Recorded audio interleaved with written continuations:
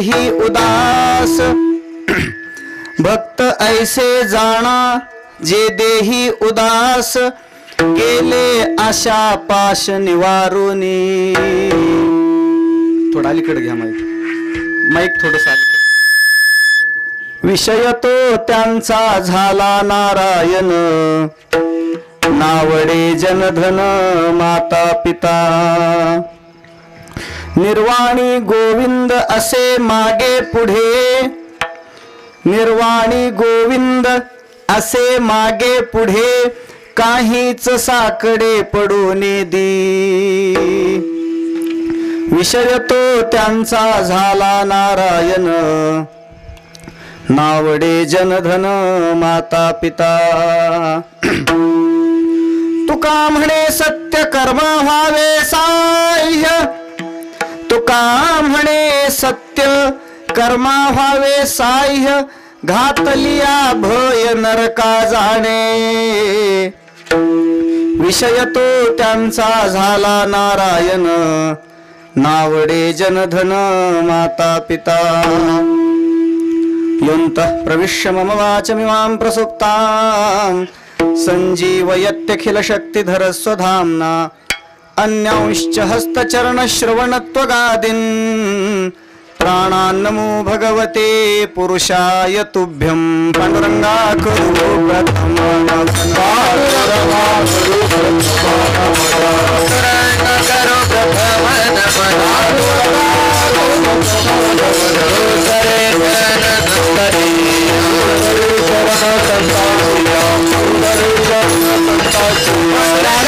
पादाने कथिता विस्तार, पादाने कथिता विस्तार। आज सद्गुरु दास को का,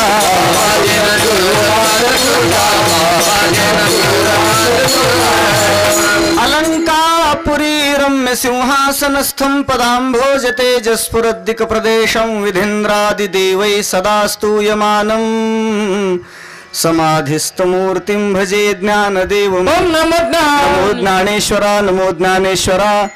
निवृत्ते उदारा सोपान देवा, मुक्ताबाई नमो त्रिभुवन पावने। आद्यत्रय जननी देवाचे नमो सद्गुरु तुकया ज्ञानदीपा।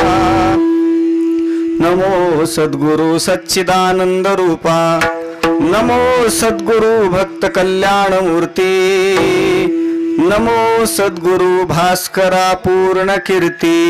सेवेला गे सेवक झालो, सेवेला गे सेवक झालो, सेवेला गे सेवक झालो, सेवेला गे सेवक झालो। तुमच्या लागलो निज चरणा, तुमच्या लागलो निज चरणा, लागलो निज चरणा, तुमच्या लागलो निज चरणा, सेवेला की सेवक झालो, सेवेला की सेवक झालो।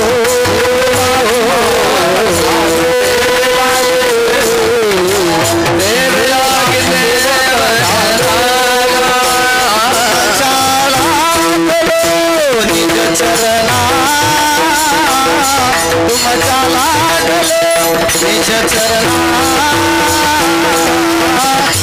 स्वामी तुकया देवा, देवा यावरी न करावा अवहेरू। तुमच्या लागलो निज चरणा, तुमच्या लागलो निज चरणा। स्वामी तुकया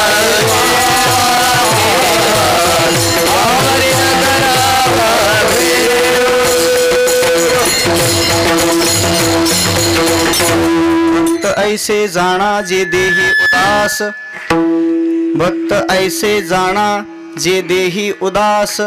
गेले आशा पाश निवारोनी, विषय तो त्यांचा झाला नारायण, नावडे जनधन माता पिता। मुक्त कैवल्य तेजोनिधी भगवान श्री ज्ञानराज माऊली, अखिल विश्वाचे परमार्थ प्राण, वैराग्य शिरोमणी ज्ञानेश प्रिय जगद्गुरु श्री तुकोबाराय, स्वानंद सुखनिवासी गुरुनाम गुरु सद्गुरु श्री जोग महाराज आदी करून सर्व संतांच्या चरणी साष्टांग नमन करून ग्रामदेवतेच्या चरणी प्रणिपात करून उपस्थित सर्व श्रोत्यांच्या चरणी विनम्र भावाने वंदन करतो। कीर्तन निरूपणासाठी आपल्या पुढ्यात गायलेला अभंग जगद्गुरु श्री तुकोबरांच्या सकल विश्वाला चंद्रभागा मातेप्रमाणे पावन करणाऱ्या अभंग संहितेतील असून प्रस्तुत अभंगातून जगद्गुरु श्री तुकोबराय भगवत भक्तांचं अंतरंग लक्षण प्रतिपादित करतायत। विठला विठला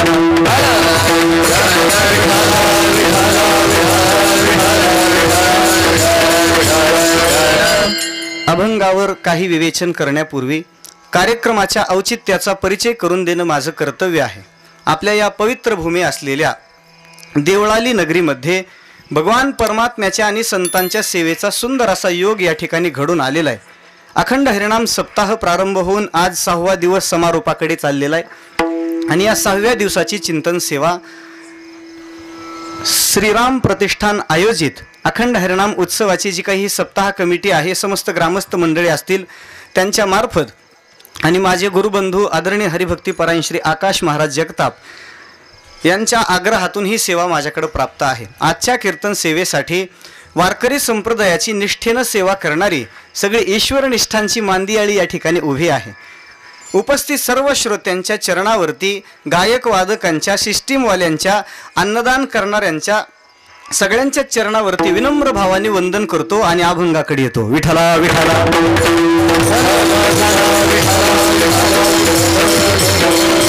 सुंदर अशा प्रकारच्या वातावरणात सप्ताह संपन्न होतो आहे आणि आपल्या सगळ्यांचं एक सद्भाग्य उदयाला आलेले ते सद्भाग्य म्हणजे श्रीमद भागवत कथा आहे। पहा, जी श्रीमद भागवत कथा इंद्रादिक देवांना सुद्धा दुर्लभ आहे ती कथा आपल्याला ऐकायला मिळालेली असल्यामुळं नक्कीच आपलं भाग्य स्वर्गातल्या देवांपेक्षा श्रेष्ठ आहे। पहा, श्रीमद भागवती वार्ता सुराणामपि दुर्लभा। स्वर्गस्थ असणाऱ्यांना देवतांना सुद्धा जी कथा दुर्लभ आहे ती कथा आपल्याला इथं ऐकायला मिळते आहे। ज्यांच्या पवित्र अशा मुखकमलातून ही कथा आपण ऐकत आहात ते माझे गुरुबंधू हरिभक्तीपरायण आदरणीय श्री विकासजी महाराज जाधव यांच्या सुंदर अशा अमृतमय विवेचनातून ही कथा संपन्न होते आहे। श्रीमद भागवत कथा हे तसं आपल्या संप्रदायाचं हृदय म्हटलं तरी हरकत नाही। पाय काय आपला भागवत संप्रदाय आहे आणि ही भागवत कथा इतकी उत्तुंग आहे, इतकी श्रेष्ठ आहे की जी कथा मनुष्यानं श्रवण केल्यानंतर अखिल कोट ब्रह्मांडाचा अधिपती सुद्धा कथा श्रवण करणाऱ्या मनुष्याच्या चित्ताचा आश्रय करून राहतो अशी ही सुंदर कथा आहे। पहा, सदा सेव्या श्रीमद भागवती कथा यस्या श्रवण मात्रेन हरिश्चित्तम समाश्रयेत। ज्या भगवत कथेचं श्रवण केल्यानंतर परमात्मा आपल्या अंतःकरणाचा आश्रय घेऊन राहतो अशी पवित्र असणारी कथा या ठिकाणी संपन्न होते आहे आणि त्या निमित्तानं आपलं जीवन आपल्याला उन्नत करून घेण्याचा एक सुवर्ण योग प्राप्त झालेला आहे। श्रीमद भागवतामध्ये तसं भगवंताचंही चरित्र आहे आणि भगवत भक्तांचंही चरित्र आहे आणि मग भगवंताचं आणि भगवत भक्ताचं चरित्र ऐकून आपलं संसाराच्या संपर्कात गेल्यानंतर मलिन दूषित किंवा प्रदूषित झालेलं जे हृदय आहे, अंतःकरण आहे, त्या अंतःकरणाला स्वच्छ करून देणारी ही कथा आहे। पहा, कारण कथा मनोरंजनासाठी नसते, आपल्या कलुषित झालेल्या हृदयाला शुद्ध करून देण्याचं सामर्थ्य त्या कथेत असतं। पहा, म्हणून तुकोबराय सांगतात, देवा मी माझ्या आयुष्यामध्ये तुझ्या चरित्र कथेचं उच्चारण करून माझं जीवन पवित्र करून घेईन। पवित्र होईन चरित्र उच्चारे, पवित्र होईन चरित्र उच्चारे, पवित्र होईन चरित्र उच्चारे, पवित्र होईन चरित्र उच्चारे। रूपाच्या आधारे बोजनिया, रूपाच्या आधारे बोजनिया, अपुरती बुद्धी पुण्य नाही गाठी, अपुरती बुद्धी पुण्य नाही गाठी। रूपाच्या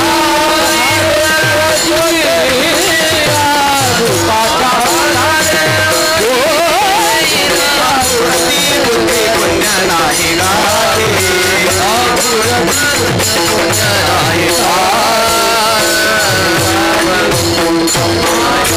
चरित्र उच्चारे पवित्र होईन। मनुष्याचं जीवन शुद्ध करून देण्याचं सामर्थ्य या कथेत आहे। पहा, पण अलीकडच्या काळामध्ये या कथेची जितकी विटंबना झालेली तेवढी दुसरी कशाची नाही। असं म्हणावं लागतं दुर्दैवानं, नाही का? त्या हरिकथेचं सौष्ठव, तिचं सौंदर्य, तिचं पावित्र्य कथा करणारांनाही सांभाळलं पाहिजे आणि कथा ठेवणारांनाही सांभाळलं पाहिजे. विठ्ठला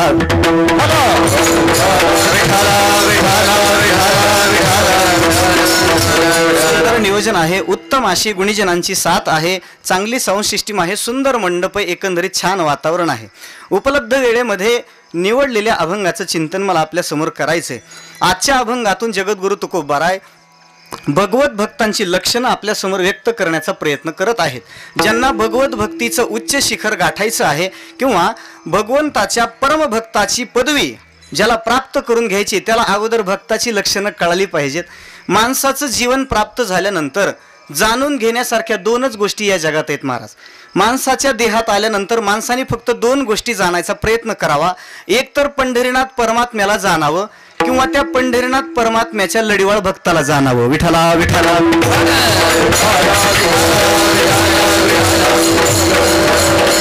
तुकोबाराय सांगतात, माणसाने पंढरीनाथ परमात्म्याशिवाय दुसरं काही जाणायचा प्रयत्न करू नये. कारण देवाला जाणल्यानंतर, त्याला ओळखल्यानंतर मनुष्य मृत्यूचं अतिक्रमण करून जातो. पहा, मृत्यूसारख्या महाभयंकर दुःखाचं अतिक्रमण करायचं असेल त्याच्याकरता एक पर्याय महाराज, देवाला जाणावं. तमेव विदित्वा अतिमृत्युमेती नान्य पंथा विद्यते अयनाय. श्रुती माता सांगते, देवाला जाणूनच मनुष्य मृत्यूचं अतिक्रमण करू शकतो. म्हणजे देवाला जाणणं फार महत्त्वाचं आहे. आणि परमात्मा भिन्न या जगातली कोणतीही कितीही मूल्यवान वस्तू असू द्या, त्याच्या जाणीवेमध्ये, त्याच्या ज्ञानामध्ये, त्याच्या माहितीमध्ये मनुष्याचं कल्याण होण्याची कदापि शक्यता नाही. म्हणून माणसाने फक्त आणि फक्त पांडुरंगाला जाणावं. काही जाणू नये पांडुरंगाविना पाविजेल शिन संदेहाने, पाविजेल शिन संदेहाने. काही जाणू नये पांडुरंगाविना पाविजेल शिन संदेहाने,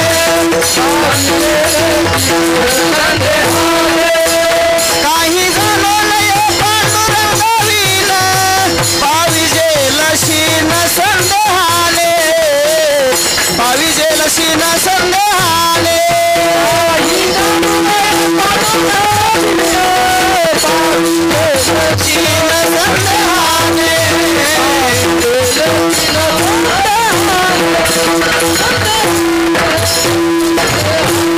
काही जाणू नये पांडुरंगाविन, काही जाणू नये. तुकोबाराय सांगतात, दुसरं काही जाणायच्या भानगडीत पडूच नका. पंढरीनाथ परमात्म्याला जाणा, कारण त्याला ओळखल्यानंतर मनुष्याच्या जीवनाची धन्यता आहे.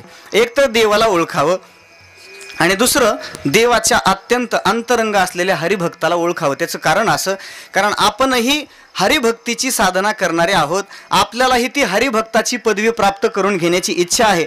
भले आमच्या नावामागे तुम्ही हरिभक्ती परायण असं लिहित असलात तरी ती हरिभक्तीची उच्चतम अवस्था मिळवणं आमच्यासाठी आणखी फार लांब आहे. विठ्ठला विठ्ठला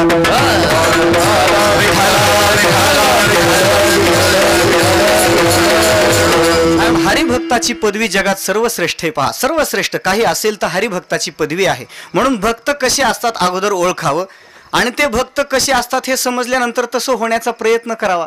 जगद्गुरु शंकराचार्य सांगतात, सिद्ध महापुरुषांच्या जीवनामध्ये उदयाला आलेली जी लक्षणं असतात ती साधकाच्या जीवनातली साधन असतात. पहा, सिद्धस्य लक्षणानि साधकस्य साधनानि भवन्ति. सिद्ध महापुरुषांच्या जीवनातली जी लक्षणं आहेत ते आपल्याकरता साधन आहेत. म्हणून अगोदर संत कसे असतात, भक्त कसे असतात हे ओळखणं क्रमप्राप्त आहे, अत्यंत गरजेचं आहे. कारण जगाच्या पसाऱ्यामध्ये तुमच्या माझ्या सारख्यांच्या समुदायामध्येच भक्त मंडळी राहतात, पण त्यांना ओळखणं फार कठीण आहे. पहा, एकाच कुळामध्ये जन्माला आलेल्या काही गोष्टी असतात, पण त्या प्रत्येकाचं मूल्य, त्याची किंमत वेगळी असते महाराज. एकाच घरातले जन्माला आलेले 5 जण, प्रत्येकाची किंमत सारखी राहत नाही. त्याला शास्त्रकार उदाहरण देतात. पहा, नवनीतम घृतम दुग्धम दधिम तक्रंच पंचमम सर्वम एकम कुलात जाता मूल्यम सर्वस्य वै पृथक. शास्त्रकार सांगतात 5 गोष्टी अशा आहेत ती एकाच घटकापासून तयार होतात, पण प्रत्येकाचं मूल्य वेगळे. पहा, नवनीतम लोणी, घृतम तूप, नवनीतम घृतम दुग्धम दधिम तक्रंच पंचमम दूध, दही आणि ताक, या 5 गोष्टी आहेत.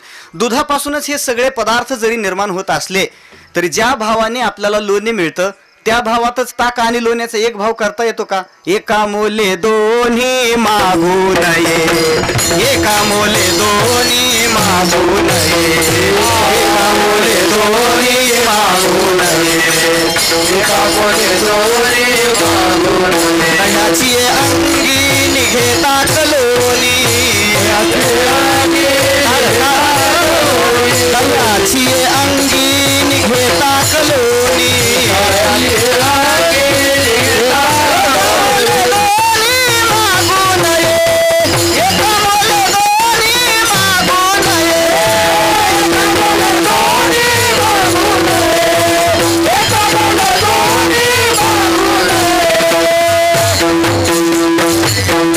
दह्याची अंगी निघे ताक लोणी. त्या दह्याचं घुसळण मंथन केल्यानंतर त्याच्यातून लोणीही निघतं आणि ताकही निघतं. दोन्हीची किंमत सारखी आहे का महाराज? लोणी चांगल्या मडक्यात कोणाच्या हाताला येणार नाही अशा ठिकाणी ठेवलं जातं आणि ताक सगळ्या गल्लीला फुकट वाटलं जातं. विठ्ठला विठ्ठला.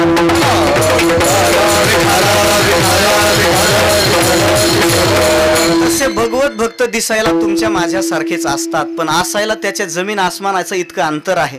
जगाच्या पसाऱ्यातून भक्त ओळखणं फार अवघड आहे महाराज, कारण बाह्य लक्षणावरून आपल्याला कोणालाही भक्त म्हणता येत नाही. बाह्य लक्षणं काही काही वरून दिसण्यासारखी असतात. डोक्यावरती जटांचा संभार वाढवलेला आहे. जटा संभार कळतं की नाही? इकडे फार केस वाढलेलीत आपल्या ग्रामीण भाषेमध्ये. डोक्यावरती भरपूर जटा वाढलेल्या आहेत. दाढी इतकी वाढलेली की आता रस्ता झाडायला लागली. ती दाढी धरण्याकरता 4 शिष्य ठेवलेत पुन्हा सोबत. इतकी प्रचंड दाढी आहे, मोठा मोठ आहे. अंगावरती कशाय वस्त्र धारण केलेले आहेत. शिष्य शाखांचा सगळीकडे विस्तार झालेला आहे. एवढ्यावरून कोणाला भक्त म्हणता येत नाही. विठ्ठला विठ्ठला.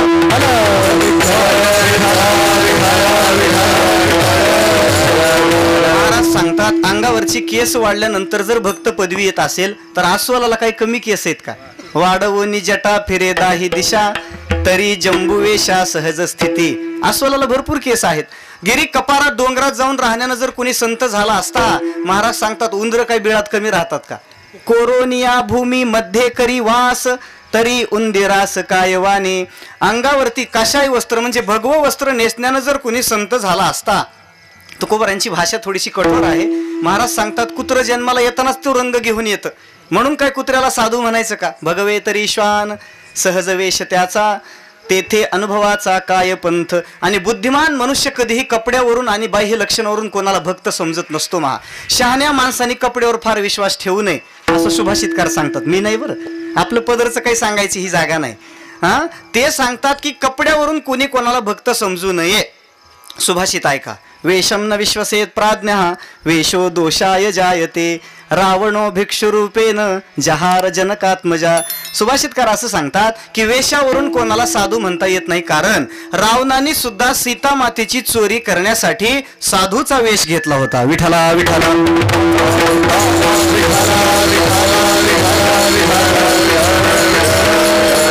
त्या रावणानं त्या सीता मातेची एकदा चोरी केली असेल, पण तुमच्या माझ्यासारख्या असंख्य भाविकाच्या अंतःकरणामध्ये जन्माला आलेली श्रद्धा नावाची जी अस्पर्शित अचुंबित अशी एक कन्या आहे, अनटचड म्हणतात तिला, जिचं पावित्र्य अत्यंत सुंदर आहे, त्या श्रद्धा रूपीचं हरण करणारे तथाकथित महात्मे, तथाकथित शब्द जरा बारकाईनं घ्या, तथाकथित संत महात्मे त्या श्रद्धेची चोरी करण्याकरता फार लांब नाहीत, आपल्या भोवताली सुद्धा असू शकतात. म्हणून ज्याचं अंतःकरण विकारांनी ग्रस्त झालेलं आहे अशा माणसाला भक्त म्हणता येत नाही. विठ्ठला विठ्ठला.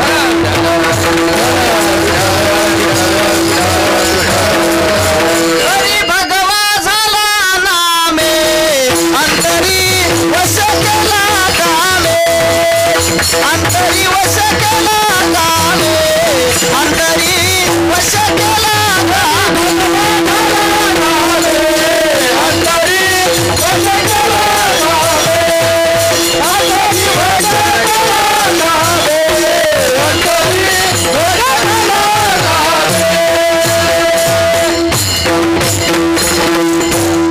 भगवा झाला नामे, अंतरी वश केला कामे, त्याला म्हणू नये साधू. मुक्ताबाईंचं म्हणणं आहे त्याला साधू म्हणू नका बरं. ज्याचं अंतःकरण विकाराकडून पराभूत झालेलं आहे, विकारांच्या हाती पराभूत झालेलं जीवन घेऊन इंद्रियांचं लांगुल चालन करणे. माझे शब्द कळतात का तुम्हाला? लांगून चालन, शेपटी धरून त्याच्या मागे जाणं, याला लांगुल चालन म्हणतात. इंद्रियांच्या मागे जाण्याचा ज्यांचा स्वभाव आहे त्यांना कृपा करून भक्त समजू नका. मग भक्त नेमके असतात कसे हा प्रश्न आहे. कारण भगवत भक्तांची पदवी ही जगात सर्वश्रेष्ठ आहे. ती प्राप्त केल्याशिवाय मनुष्याचं जीवन धन्य होऊ शकत नाही. पहा, भगवत भक्त या जगात सर्वश्रेष्ठ आहेत. किती श्रेष्ठ असावे. सगळं जग भगवान पंढरीनाथाची पूजा करण्यामध्ये प्रवृत्त आहे. भगवान शिवजी असतील, भगवान पंढरीनाथ परमात्मा असेल, आपण सगळे देवाच्या पूजेमध्ये तत्पर आहोत. पण त्या परमात्म्याला सुद्धा असं वाटतं की आपण यांची पूजा करावी. जया पूजिले आदरे पांडुरंगे, विमानस्थ केले प्रयाण प्रसंगे. तुमच्या माझ्या घरामध्ये देवहाऱ्यात पांडुरंगाची प्रतिमा आहे. भगवान शिवजींचं एखादं शिवलिंग असेल, आणखी काही आपली इष्टदेवता असेल, त्यांच्या प्रतिमा असतात. पण जर कधी पंढरीनाथ परमात्म्याचा देवहारा बघण्याचं भाग्य आपल्याला प्राप्त झालं, त्याच्यात निश्चितच ज्ञानोबा तुकोबारांच्या प्रतिमा दिसतील. विठ्ठला विठ्ठला.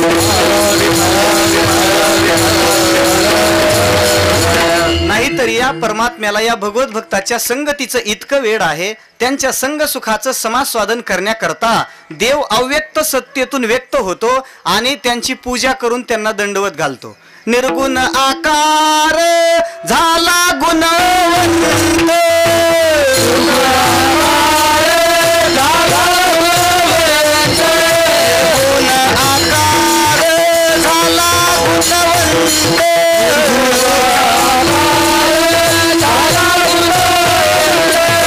गाली दंडवत पुजुनिया, गाली दंडवत पुजुनिया, गाली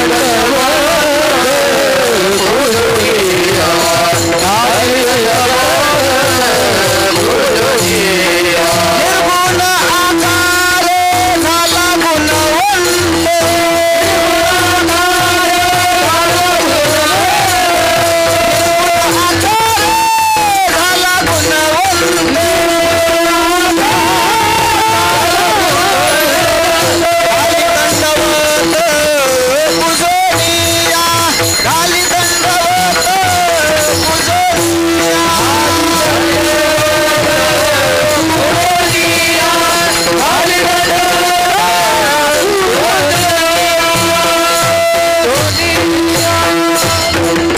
निर्गुण आकार झाला गुणवंत, झाला गुणवंत, घाली दंडवत पुजोनिया. त्रैलोक्याचा अधिपती असलेला हा भगवान, तो सुद्धा ज्ञानोबा तुकोबारांना दंडवत घालतो. महाराज, देवाने आपल्या हातामध्ये 4 गोष्टी ठेवल्यात नाही का? शंखचक्र गदा पद्म.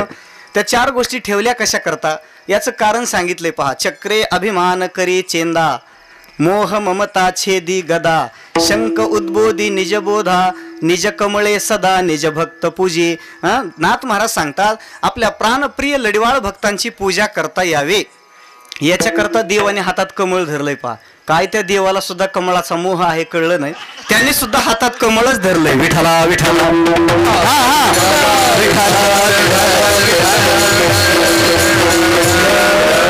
तो पहावा हे डोहळे, मनोने अचक्षुसी मज डोळे, हातीचे निलीला कमळे पूजोतया ते. देवाने हातामध्ये कमळ धरण्याचं कारण तुम्हाला सांगतो. तुम्ही हसलात त्याचं कारण वेगळं आहे, पण आता खरं कारण सांगतो. त्याचं कारण असं, या जगात निर्माण झालेली प्रत्येक गोष्ट ही ब्रह्मदेवानं निर्माण केलेली आहे.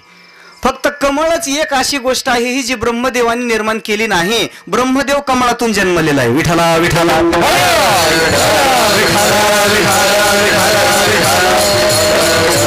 असं कमळ परमात्मा हातात ठेवतो का? ज्ञानोबराय पालखी सोहळा घेऊन पंढरपूरला आले की त्या ज्ञानोबरायांच्या चरणाची पूजा करण्याकरता आपल्याकडे काही पूजा सामुग्री असू नये काय? तुकोबारा येतील, नाथ महाराज येतील, गोरोबा काका येतील, ही सगळी संत मांदियाळी पंढरी क्षेत्रामध्ये जमा होईल. मग आपल्याकडे पूजा करण्याकरता काहीतरी सामुग्री असावी. उगाच सकाळचाच हार महाराजाला संध्याकाळी घालणं याच्या शानपणा नाही. विठ्ठला विठ्ठला.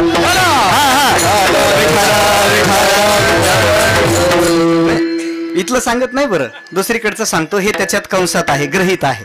म्हणजे भगवंताला, भगवत भक्तांचा इतका लळा आहे, इतकी प्रीती आहे की देवाला सुद्धा त्यांच्या संगती वाचून राहू वाटत नाही. इतके भगवत भक्त श्रेष्ठ आहेत. या पृथ्वी तलाचा, चराचराचा जर आपण बारकाईनं विचार केला तर हरिभक्तांसारखा श्रेष्ठपणा दुसरा कोणाकडे नाही. विठ्ठला विठ्ठला.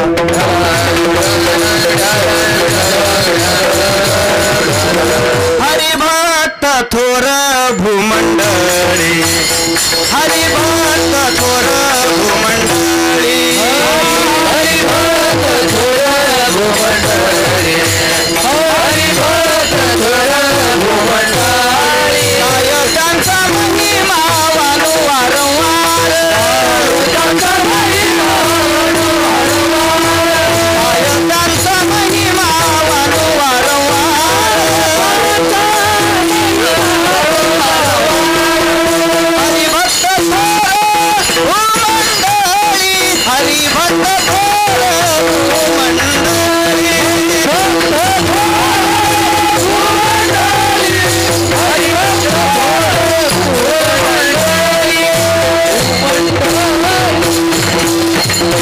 हरिभक्त थोर भूमंडळी. मला वाटतं सप्ताहामध्ये या अभंगाचं चिंतन आपण ऐकलं आहे, बरोबर ना.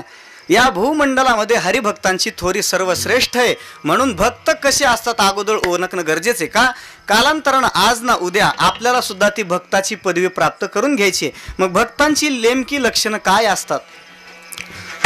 जी लक्षणं अंतरंग आहेत, जी लक्षणं ज्ञानोबराय तुकोबरायांना मान्य आहेत, अशी लक्षणं नेमकी कोणती असावी या संबंधानं काही साधकांच्या अंतःकरणात चिकित्सा जिज्ञासा, त्याला काय शब्द आहे, क्युरिओसिटी, जिज्ञासा निर्माण झाली की भक्त कसे असतात आपल्याला कळलं पाहिजे. म्हणून हे सगळे साधक श्री क्षेत्र देहू या ठिकाणी महाराजांना शरण गेले. महाराजांच्या पवित्र अशा चरण कमलावरती आपलं मस्तक टेकवलं आणि अंतःकरणातला प्रश्न अत्यंत विनयानं, बरं का महाराज, अत्यंत विनयानं महाराजांच्या समोर ठेवला. महाराज कृपा करून आम्हाला भगवत भक्तांचा परिचय करून द्या. आणि मग साधकांच्या प्रश्नाला उत्तर द्यायला तुकोबराय प्रारंभ करतात पहिल्या चरणापासून. भक्त ऐसे जाना जैसे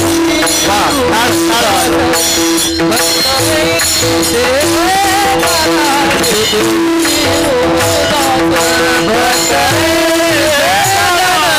जैसे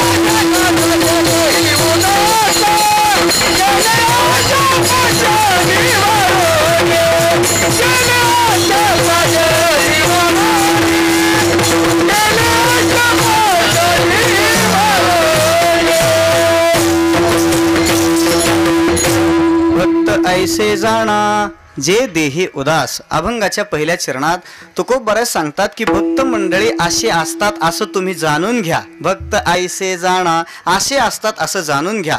भक्तांच्या लक्षणाचा विचार करत असताना श्रीमद भगवद्गीता असेल, श्रीमद भागवत असेल, अन्य ग्रंथांमधून भगवत भक्तांची अंतरंग लक्षणं आलेली आपल्याला पाहायला सापडतात. भगवद्गीतेच्या प्रत्येक अध्यायात जवळजवळ भक्तांची लक्षणं आलेली आहेत. प्रत्येक अध्याय जर बारकाईनं आपण विचार केला तर प्रत्येक अध्यायातून भक्तांची लक्षणं शोधून काढता येतात. पण साकल्यानं एका जागी जर आपल्याला भरपूर गोळाबेरीज जर भक्त लक्षणांची बघायची झाली, 12व्या अध्यायाच्या 13व्या श्लोकापासून पुढे 12व्या अध्यायाच्या 13व्या श्लोकापासून पुढे भगवंताने अर्जुनाला सगळी भक्ताची लक्षणं सांगितलीत. पहा, अद्वेष्टा सर्वभूतानां मैत्रः करुण एवच. या श्लोकापासून अध्याय संपेपर्यंत भगवंताने भगवत भक्तांच्या लक्षणाचा विचार केलेला आहे. भक्तियोग म्हणून प्रसिद्ध असलेला हा 12वा अध्याय. या 12व्या अध्यायामध्ये भगवंतांनी अर्जुनाच्या समोर 3 गोष्टींचं कथन केलेलं आहे. ज्या परमात्म्याची भक्ती करायची आहे त्या परमात्म्याच्या स्वरूपाचंही कथन केलं. यत्वक्षरम निर्देशम अव्यक्तम पर्युपासते. इथं भगवंताच्या स्वरूपाचा निर्देश आहे. भगवंताची भक्ती कशी करायची त्या भक्ती मार्गाचाही विचार त्याच अध्यायात आहे. कशा प्रकारे मय्येव मन आधत्स्व मयी बुद्धिम निवेशय हे भगवत भक्तीचं लक्षण आहे. आणि ज्या परमात्म्याची भक्ती या साधनांनी केली जाते ते भगवत भक्त कसे आहेत? अद्वेष्टा सर्वभूताना. विठला विठला.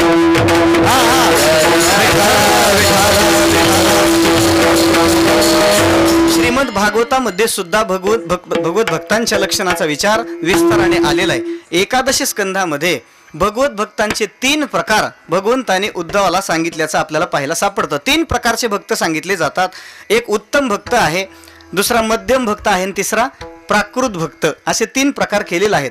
त्याच्यातला प्राकृत भक्त कोण? जो परमात्म्याला फक्त मूर्तीमध्येच मानतो, मूर्तीपुरतं जो देवाला मर्यादित मानतो, इतर ठिकाणी ज्याला देवाची कुठेही अनुभूती येत नाही, त्याला 3ऱ्या क्रमांकाचा भक्त प्राकृत भक्त म्हणतात. पहा, अर्चायामेव हरये पूजा श्रद्धा हेतये न तद्भक्तेषु चान्येषु सभक्त प्राकृत स्मृतः. त्याला प्राकृत भक्त अशी संज्ञा आहे.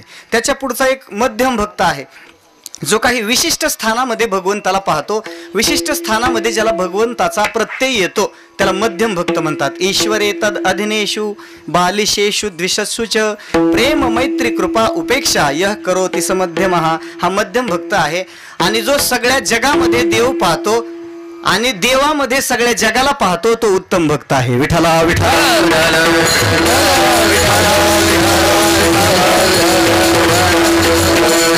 भागवताने 3 प्रकारचे भक्त सांगितले. गीतेनं 4 प्रकार केलेत. आर्तो जिज्ञासुर अर्थार्थी ज्ञानी च भरतर्षभ चतुर्विधा भजन्ते माम. देवाची उपासना करणारे हे 4 जण आहेत. पण तुकाराम महाराजांनी भक्तांचं अंतरलक्षण प्रतिपादन करत असताना पहिल्या चरणात 2 गोष्टी सांगितल्या. जे देहाच्या विषयी उदास असतात त्यांना भक्त म्हणा, आणि जे पाशात्मक आशेतून निवृत्त झालेले असतात त्यांना भक्त म्हणा. पहिल्या चरणात 2 लक्षण आहेत. तसं अभंगामध्ये एकंदरीत 6 प्रकारच्या भक्त लक्षणांचा विचार. भक्त ऐसे जाणा जे देही उदास. महाराज पहिल्या चरणात सांगतात जे देहाच्या विषयी उदास असतात त्यांना भक्त म्हणा, आणि जे पाशात्मक आशेतून निवृत्त झाले त्यांना भक्त म्हणा. देहाच्या विषयी औदासीन्य असणं हे भक्तपणाचं लक्षण तुकोबाराय सांगतात. देहाच्या विषयी औदासीन्य असणाराला तुकोबाराय भक्त म्हणतात. आता या तुकोबारांच्या लक्षणाची थोडीशी अतिव्याप्ती होण्याची शक्यता आहे. अतिव्याप्ती म्हणजे असं, जे लक्षण तुकोबारांनी भक्तासाठी सांगितलेलं आहे ते लक्षण आपल्याला जगातही इतर ठिकाणी दिसण्याची शक्यता आहे. मग त्यांना भक्त म्हणायचं का? देहाच्या विषयी उदास असणाराला जर भक्त म्हणायचं तर आत्महत्या करणाऱ्या माणसाला काय म्हणायचं? किंवा नशा पाणी करून गटारात लोळणाऱ्या माणसाला काय म्हणायचं? विठला विठला.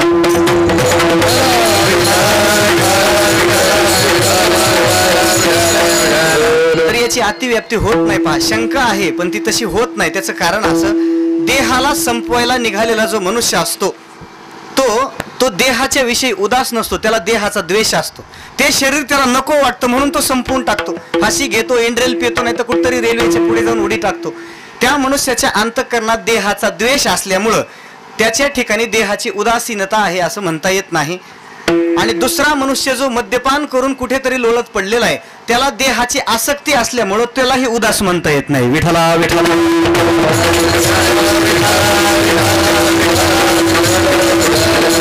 म्हणजे देहाचा द्वेषही नसावा आणि देहाची आसक्ती तादात्म्यही नसावं, अशा मधल्या संधीत जो असतो त्याला उदास असं म्हणतात. मनुष्य उदास कोणत्या गोष्टी विषयी असतो? जी गोष्ट आपल्या मालकीची नाही पण आपल्या ताब्यात आहे. माझं बोलणं बारकाई नाही का बरं? जी गोष्ट आपल्या ताब्यात आहे पण आपल्या मालकीची नाही त्या वस्तूविषयी माणसाच्या अंतःकरणात उदास भावना असते. अशी कल्पना करा, आता आपण सगळे पंढरपूरला वारीला जाणारी मंडळी आहोत. चंद्रभागेत स्नानाला गेल्याबरोबर आपल्याला पहिला प्रश्न असतो, आता हे पैशाचं बंडल द्यायचं कोणाकडे? अंगातलं बनियन म्हणा, पॅन्ट म्हणा, द्यायची कोणाकडे? हा प्रश्न असतो. कारण तिथं काही सगळे वारकरीच आलेले नसतात. चंद्रभागेच्या वाळवंटात काही काही त्याच्यासाठी पण जातात तिथे, नाही का? मग आपलं ते सगळं काही असेल तो ऐवज सुरक्षित राहण्याकरता आपल्या ओळखीच्या वारकऱ्याकडे आपण ते कपडे देतो, त्यांना सांगतो आत्ता जातो 2 बुड्या चंद्रभागेत मारतो आणि बाहेर येतो, तोपर्यंत याचा सांभाळ करा. ज्या मनुष्याच्या हातामध्ये पैशांनी भरलेली बनियन लागलेली आहे त्याने काय विचार करायला पाहिजे, तिथून परागंदा व्हायला पाहिजे घेऊन. पण तसं होत नाही, कारण त्यांनी त्याचा विश्वास दाखवलेला आहे. आणि मग हातामध्ये आलेला पैसा पाहूनही त्या माणसाच्या अंतःकरणात त्या पैशाचा मोह निर्माण होत नाही का? त्याला माहित आहे तो वल्या अंगाने आला की पहिला बनियन मागणार आहे, टावेलचं नंतर पाहू म्हणेल, पहिलं बनियन दे, कारण पैसे त्याच्यात आहे. दुसऱ्याची वस्तू सांभाळण्याकरता आपल्याकडे आल्यानंतर त्या वस्तूविषयी माणसाला जसं प्रेम राहत नाही तसं भगवत भक्ताला देहाविषयी प्रेम राहत नाही. तरी जो या देहावरी उदास ऐसिया परी ओखिता जैसा बिढारी बैसविला आहे. किंवा ज्ञानोबा त्याला दुसरं उदाहरण देतात. समजा एखादी पतिव्रता माऊली आहे, काया वाचा मनाने आपल्या पतीच्या सेवेत तिची प्रवृत्ती आहे, पण तिच्या घरी 18 विश्व दारिद्र्य आहे. 18 विश्व दारिद्र्य शब्दाचा अर्थ माहितीये का तुम्हाला? आपण म्हणतो ना 18 विश्व दारिद्र्य, त्याचा अर्थ असा आहे 18 गुणिले 20 किती होतं? मला वाटलं गणित माझंच कच्चं आहे का काय. 18 गुणिले 20 360 बरोबर. याचा अर्थ वर्षभर दारिद्र्य, त्याला 18 विश्व दारिद्र्य म्हणतात. 18 20 त्याचा गुणाकार केल्यानंतर येणारी संख्या म्हणजे संपूर्ण वर्षभर दारिद्र्य. ही पतिव्रता माऊली पातिव्रत्य धर्माचं अनुष्ठान निष्ठेनं करते, पण बिचारी दरिद्री आहे. कारण कलियुगाचा महिमाचा असा आहे, कलीचा महिमाच आहे. उद्धवा अजब तुझे सरकार, पतिव्रतेच्या गळ्यात धोंडा वेश्येला मनिहार, अशी कलियुगाची स्थिती आहे. बिचारी गरीब आहे. आणि मग तिला कोणाच्या तरी लग्न समारंभाला जाण्याचा प्रसंग आला. अत्यंत आग्रहाचं आमंत्रण आहे, आपण आमच्या लग्न कार्याकरता येण्याचे अगत्य करावे. प्रेमाचं आमंत्रण मिळालं, लग्नाला जायचे, करावं काय? गळ्यात घालायला फुटका मनी नाही, माणसांना अडचण नसते, कसंही उठलं की निघता येतं. पण सौभाग्यवती स्त्रियांना गळ्यामध्ये सौभाग्याचं प्रदर्शन करणारे अलंकार तरी किमान असावे लागतात. तसा मोकळा गळा घेऊन महिला माता मंडळीला जाता येत नाही. मग ती पतिव्रता माऊली एखाद्या आपल्या सखीकडे, एखाद्या शेजारणीकडे जाते आणि सांगते, का हो तुम्हाला कुठे बाहेर जायचंय का? नसेल जायचं तर तुमच्याकडे असणारा तो नेकलेस का काय म्हणतात त्याला, आणखी चपला हार का काहीतरी शब्द आहे त्याला, कसं पटतंय असं सांगितलं की नाही का? तुमच्याकडचा नेकलेस वगैरे असेल तो द्या, लग्न समारंभामध्ये मला जायचं आहे, मी तुमचा तो अलंकार घालून जाईल, आलं की तुमचं तुम्हाला परत करते. आता त्या दोघीचं जर परस्परामध्ये प्रेम असेल, विश्वास असेल, दोघी जर एकमेकीच्या घरातला कचरा पहाटेच एकमेकीच्या दारात टाकत नसतील, खरकट पाणी एकमेकीच्या घरासमोर ओतत नसतील, तर त्यांचा परस्परावर विश्वास असतो, प्रेम असतं. ती सांगते घेऊन जा ना, माझा तुमच्यावर विश्वास आहे, काही हरकत नाही, घेऊन जा, दागिना घाला, हरकत नाही. दुसऱ्याकडून उसना आणलेला अलंकार ती पतिव्रता स्त्री गळ्यात घालून मिरवते, पण तिला त्या अलंकाराविषयी प्रेम राहील का असा माझा प्रश्न आहे. राहील प्रेम तिला? गळ्यामध्ये मूल्यवान दागिना घातलेला आहे, 82,000च्या पुढे गेलं तर मध्यंतरी मला वाटतं. इतकं मूल्यवान असलेला 1 तोळ्याचा म्हणा, काय असेल तो म्हणा, इतका मोठा दागिना घातलेला आहे, पण त्याच्याविषयी प्रेम राहत नाही का? तिला माहित आहे घरी गेलं की हे पहिलं काढून द्यायचे. पहा, तसं संतांना माहित आहे आपण ज्यांच्याकडून हा देह उसना आणलेला आहे त्यांना आपल्याला परत द्यायचा आहे, म्हणून त्याच्याविषयी उदास भाव नाही. विठ्ठला विठ्ठला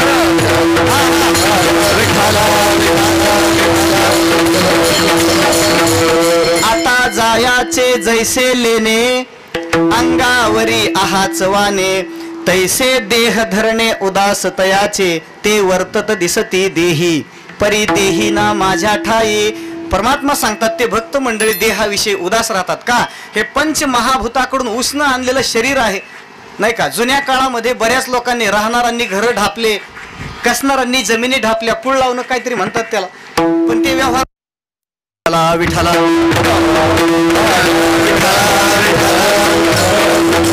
व्यवहारामध्ये आपल्याला दुसऱ्याची संपत्ती कदाचित बळकवता येणं शक्य आहे, पण याला कुणालाही कुळ लावता येत नाही, कारण याचे मालक साधन आहेत, त्यांना महाभूत म्हणतात, पंचमहाभूत.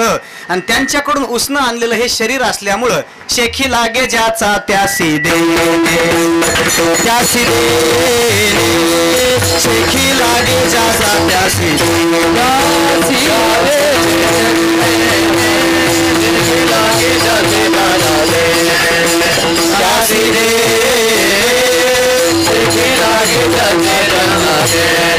पिंड हा उसना आणिला पाचाचा,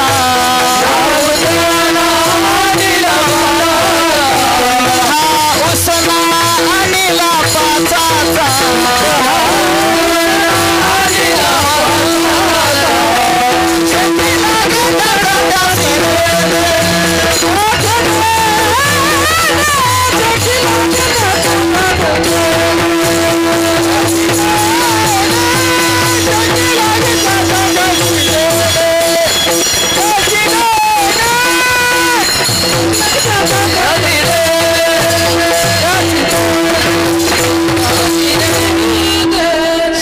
लागे ज्याचं त्याला हे द्यावं लागतं, म्हणून त्याला धरून ठेवण्यात काही अर्थ नाही. पहा, आम्ही तरी आस झालो टाकून उदास, आता कोण धरी पुढे मरणाचे हरी. कोण मरणाचं भय धरील का? कारण हा देहच आमचा नाही ज्याचा त्याला परत द्यायचा आहे, म्हणून देहाच्या विषयी भक्त महात्मे उदास राहतात. हे एक कारण. आणि दुसरी गोष्ट अशी, ज्या मनुष्याची सगळी वृत्ती, अंतःकरणातलं सगळं प्रेम देहावरच गुंतलेलं आहे, असा मनुष्य प्रेम देवावर करेल कधी? आणि मग भक्तीचं लक्षण जर सात्वस्मिन परमप्रेम रूपा असं जर असेल, अंतःकरणातलं समग्र प्रेम परमात्म्याला अर्पण करणं याला जर भक्ती म्हणत असतील, तर मग अगोदर ते प्रेम कुठे गुंतलंय ते काढावं लागेल. झालेली गुंतवणूक अगोदर निर्गुंतवणूक करावी लागेल, ते तिथून काढलेलं प्रेम देवाला द्यावं लागेल, मग भक्ती होते, नाही का? सबके ममता ताग बटोरी, सगळ्यांच्या ठिकाणी गुंतलेले जे आपले प्रेमाचे सूत्र असतात ते सगळे सूत्र एकत्र करावी लागतात. तिथून ते प्रेम काढून घ्यायचं. सगळ्यांकडे प्रेमाचा एक एक धागा जो गेलेला आहे तो एक एक धागा वापस घ्यायचा. सगळ्या जमा झालेल्या धागांची एक मोठी रस्सी तयार करायची आणि तयार झालेली रस्सी पंढरीनाथाच्या चरणाला बांधून टाकायची. त्याला भक्ती म्हणतात. विठ्ठला विठ्ठला.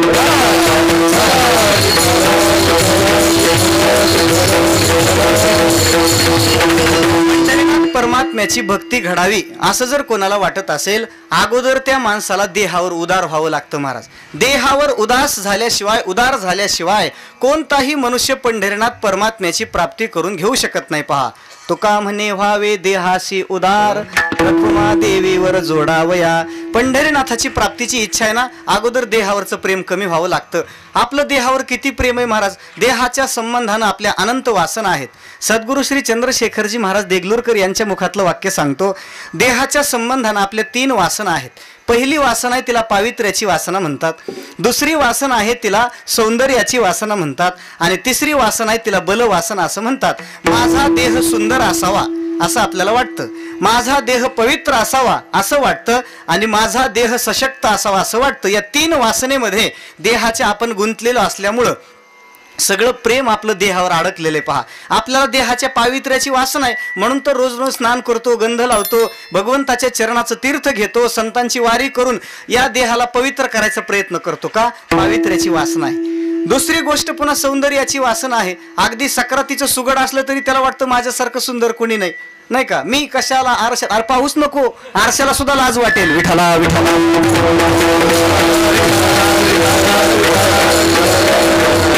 सौंदर्याची वासना आहे, म्हणून तर ब्युटी पार्लरला चांगले दिवस आहेत. ब्युटी पार्लरला मराठी शब्द काय महाराज? तात्पुरता काया पालट केंद्र. विठ्ठला विठ्ठला.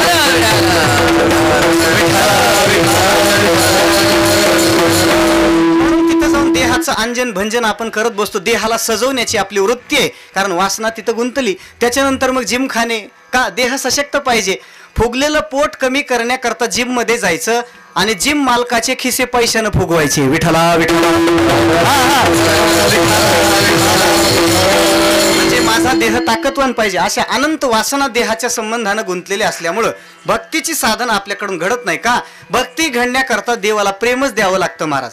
काजे प्रेमळाचे साकड आमुची या घरी, थोर प्रेमाचा भुकेला हाचे दुष्काळ. त्या प्रेमाचा दुष्काळ जर परमात्म्याला असेल आणि ते प्रेम प्राप्त झाल्यानंतरच जर देव प्रसन्न होत असेल तर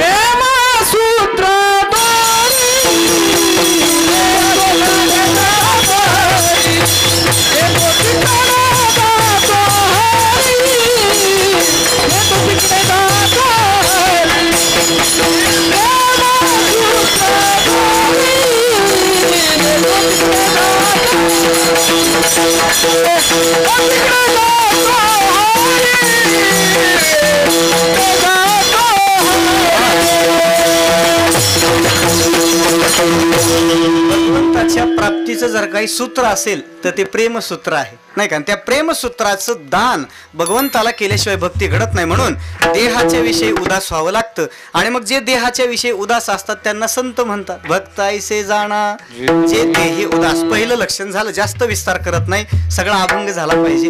पुढं तुकोबारे सांगतात, ज्यांच्या अंतःकरणातून सगळ्या पाशात्मक आशा निवृत्त झालेल्या आहेत त्यांना भक्त म्हणतात. गेले आशा पाश द्वारुनी. म्हणजे आशा निवृत्त झालेला महाराज भक्त म्हणत नाहीत.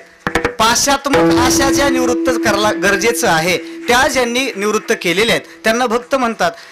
जर आशा निवृत्ती झाल्यानंतर भक्तत्व सिद्ध होतं तर मग हेची व्हावी माझी असं कसं काय म्हणता? दर्शनाची आस आता अनेक ठिकाणी तुकोबाराय आशेची मागणी करतात. याचा अर्थ असा आहे, जी आशा गुंतवणारी आहे, बंधनात टाकणारी आहे, अशा आशेच्या बंधनातून जे मुक्त झालेले आहेत त्यांना भक्त असं म्हणतात. आपल्या जीवनाचा जर विचार केला तर आपलं अंतःकरण अनंत आशांच्या पाशामध्ये अडकलेले आहे महाराज. आशा पाश शतैर्बद्धा काम क्रोध परायणाः इहन्ते काम भोगार्थम अन्यायेनार्थ संचयान. शेकडो आशेच्या पाशामध्ये आपला हा जीव गुंतलेला आहे. पहा, गुंतलेला आहे. माणसाच्या अंतःकरणातला अंतःकरणामध्ये आशेचं मोहळ आहे महाराज. मोहळ म्हणजे पंढरपूर जवळचं नाही बरं. मोहळ म्हणजे मधमाशांचं पोळ, त्याला मोहळ म्हणतो ना आपण. कदाचित त्या मोहळातल्या माश्या मोजून सांगता येतील, पण माणसाच्या हृदयातल्या आशा मोजता येणार नाहीत.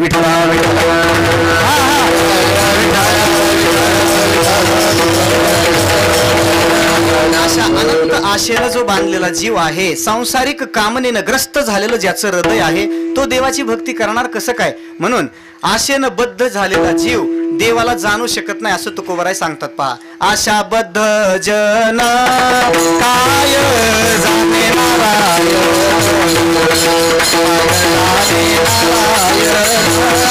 काय जाणे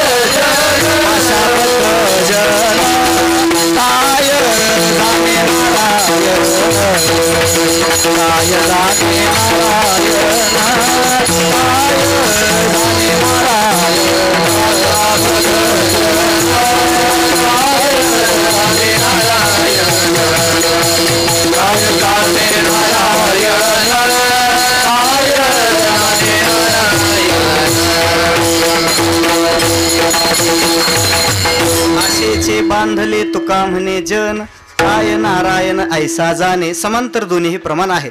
आशेनं बांधलेला जीव देवाला जाणू शकत नाही महाराज. आशा संपवल्याशिवाय आपलं जीवन भक्त पदवीवर आरूढ होत नाही. का? कारण ही आशा अनंत दुःखाला प्रसवणारी आहे. आशा जैसी दुःखाते व्याली निंदा दुरिते, हे असो जैसे दैन्याते दुर्भगत्व. ज्ञानोबराय सांगतात, आशेच्या उदरामधून दुःखाचा जन्म होतो. पहा, थोडक्यामध्ये आशेच्या उदरातून दुःखाचा जन्म होत असल्यामुळं जगातल्या सगळ्या दुःखाचा कारखाना आशेला म्हटलं तरी हरकत नाही. जिच्या उदरातून दुःख जन्माला येतं तिला आशा म्हणा, आणि जिच्या उदरातून पाप जन्माला येतं तिला निंदा म्हणा. व्याली निंदा दुरिते, हे व्याली हे पद देहली दीपन्यायानं दोन्हीकडे लावावं लागतं. देहली दीपन्याय म्हणजे जुन्या काळात अशी काही बल्बची व्यवस्था नव्हती. 2 खोल्यामध्ये प्रकाश पडावा असं वाटत असल्यामुळे बरोबर उंबऱ्यावरती दिवा लावला जायचा. पहा, तो दिवा दोन्हीकडे प्रकाश द्यायचा. तसं इथलं जे व्याली पद आहे ना, आशा जैसी दुःखा ते व्याली, निंदा जैसी दुरी ते व्याली, ती व्याली दोन्हीकडे लावायचं. निंदेच्या उदरातून पापाचा जन्म आहे आणि आशेच्या उदरातून दुःखाचा. आशा फक्त आणि फक्त दुःखाला जन्माला घालते, वेगळं काही नाही. श्रीमद भागवताच्या 11 स्कंधामध्ये त्या पिंगळेचं आख्यान आलेलं आहे. पहा, पिंगळेचं आख्यान. उपजीविका करण्याकरता देह विक्रय करणारी एक स्त्री, याच्यापेक्षा खाली येऊन बोलायची माझी इच्छा नाही. पहा, आपल्याला जाणती माणसं आहात आपण. इतकं निंद्य कर्म जी रोज करते, व्यभिचाराच्या कर्मात जिची नित्य प्रवृत्ती आहे अशी ती पिंगळा, सगळा शृंगार करून जार पुरुषाची वाट पाहत बसली. कोणीतरी एखादा कामांध पुरुष माझ्याकडे येईल, त्याच्या समागमामध्ये काही वेळ घालवल्यानंतर मला द्रव्यलाभ होण्याची शक्यता आहे अशी तिची अपेक्षा म्हणून ती वाट पाहत बसली महाराज. अनेक वेळपर्यंत तिनं वाट पाहिली, पण त्या दिवशी काय तिला एकही कोणी मनुष्य तिच्याकडे गेला ना, एकही मनुष्य. अनेक वेळ वाट पाहिली, बरेच वेळ ती वाट बघत बसली. मध्यरात्र उलटून गेल्यानंतर तिच्या अंतःकरणातला विवेक जागा झाला आणि ती पिंगळा बोलायला लागली, काय माझं जीवन निंद्य जीवन आहे. जो परमात्मा सुख स्वरूप आहे, सुखाचा सागर असलेला देव माझ्या नित्य हृदयात असताना त्याचं चिंतन करण्याच्या ऐवजी, त्याची वाट पाहण्याच्या ऐवजी मी हाडामासाच्या देहावर प्रेम करणाऱ्या तुच्छ माणसाची वाट पाहत बसते. याच्यापेक्षा त्या पांडुरंगाची वाट बघितली असती तर माझं जीवन धन्य झालं असतं. असा विचार ती पिंगळा करत होती. तो विचार करता करता तिच्या अंतःकरणात वैराग्याचा विस्फुल्लिंग पेटला महाराज. ही भारताची भूमी इतकी चमत्कारिक आहे, इथं जन्मलेल्या वेश्येला सुद्धा वैराग्य होऊ शकतं. विठ्ठला विठ्ठला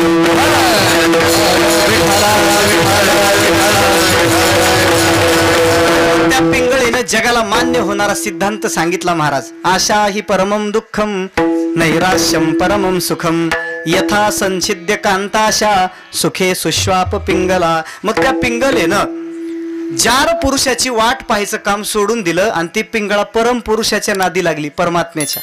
म्हणजे आशेचं उन्मूलन केल्याशिवाय माणसाचं जीवन धन्य होत नाही. आशा ही एक अशी विचित्र नदी आहे महाराज, जीवाला त्याच्यात गटांगळ्या खाव्या लागतात. भर्तृहरींनी आपल्या नीतिशतक नावाच्या ग्रंथामध्ये आशेचं वर्णन करत असताना एक नदीचं रूपक केलेलं आहे. आशा नावाची एक नदी आहे. मनोरथ नावाचं पाणी त्या आशेतून प्रवाहित होतं आहे. तृष्णेचे छोटे छोटे तरंग त्या नदीमध्ये निर्माण झालेले आहेत. आसक्तीचे थोडे काही भोवरे त्या नदीमध्ये आहेत. मोहाचे मोठे मोठे वळसे त्या नदीला आहेत. आणि आपल्या अंतःकरणातल्या धैर्याचं उन्मूलन करणाऱ्या बऱ्याचशा गोष्टी त्या नदीत आहेत. चिंतेच्या 2 तटामधून ही नदी प्रवाहित होते. आणि या नदीतून जर कोणाला तरुण जायची इच्छा असेल तर त्या माणसाला आपलं अंतःकरण शुद्ध केल्याशिवाय पर्याय नाही, असं भर्तृहरी सांगतात. आशा नाम नदी मनोरथ जला तृष्णा तरंगा कुला रागग्राहवती वितर्क विहगा धैर्य ध्रुमध्वंसिनी मोहावर्त सुदुस्तरा ती गहना प्रत्युंग चिंता तटे तस्या पारगता विशुद्ध मनसा नंदंती योगेश्वर. आशेचं बंधन टाकणं तसं फार अवघड आहे महाराज. जो मनुष्य आशेला जिंकतो तो सगळ्या जगाला पूज्य होतो महाराज. सगळ्या जगाची पूज्यता त्या व्यक्तीला प्राप्त होते. आज आपण या सगळ्या संतांच्या प्रतिमेचं पूजन करतो, रोज त्यांचं स्मरण केल्याशिवाय राहत नाही का? त्यांचं जीवन आशेला जिंकलेलं आहे. आशेनं बांधलेला जीव हा अपमानाला प्राप्त होतो आणि आशेला जिंकलेला मनुष्य पूज्यतेला प्राप्त होतो. आशाबद्ध तो जगाचा दास पूज्यतो उदास सर्वजना. आशेनं बांधलेला जगाचा दास होतो आणि आशेपासून मुक्त झालेला सगळ्या जगाला वंद्य ठरतो. विठ्ठला विठ्ठला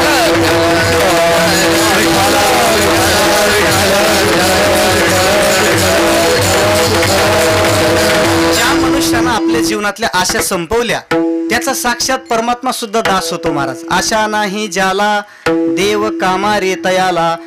भक्त शिरोमणी नामदेवरायांच्या अभंगातलं गाथ्यातलं हे प्रमाण आहे बरं. आशा नाही ज्याच्या जीवनात आशा नाही देव कामारी तयाला. कामारी शब्दाचा अर्थ आहे काम करण्याकरता ठेवलेला नोकर गडी, सांगकाम्या. आपल्या सोप्या भाषेत देव त्या माणसाचा सांगकाम्या होतो, सगळं त्याचं ऐकतो महाराज. कोणाचं? ज्याच्या हृदयात आशा नाही त्याचं.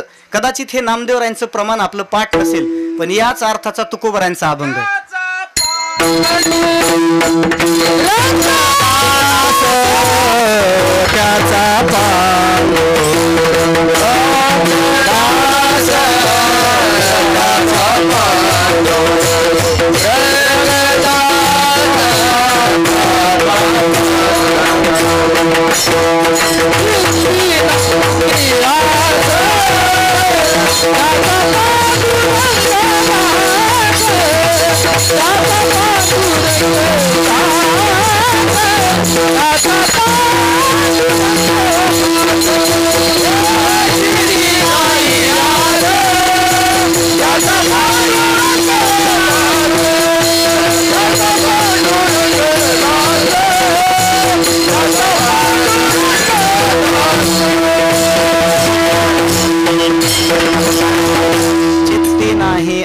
असं निराशेच्या अधिष्ठानावर विराजमान झालेलं ज्यांचं जीवन आहे, अखिल कोट ब्रह्मांडाचा अधिपती त्यांचा दास होतो महाराज. दास्य करी दासाचे उनेन साहे तयाचे वाढिले ठाईचे भाने टाकुने धावे. का? जीवनात आशा नाही. अनपेक्ष शुचिर दक्ष उदासीनो गतव्यथः. भक्तांच्या लक्षणात हे अंतर्भूतच आहे. तुम्ही कुठेही पहा, भागवतात जरी आपण गेलो तरी भक्त लक्षणांचा विचार करताना पुन्हा निरपेक्ष पदावर यावंच लागतं. निरपेक्षम मुनिम शांतम निर्वैरम समदर्शिनम अनुव्रजाम्यहम नित्यम पूये यत्यंग्रिरेनुभिः. परमात्मा सांगतात उद्धवजी, ज्यांच्या जीवनामध्ये अपेक्षा कुठल्या शिल्लक राहिलेल्या नाहीत त्या भगवत भक्तांच्या चरणाचं अनुगमन मी करतो. का? त्यांच्या पायाची धूळ मला लागावी. विठ्ठला विठ्ठला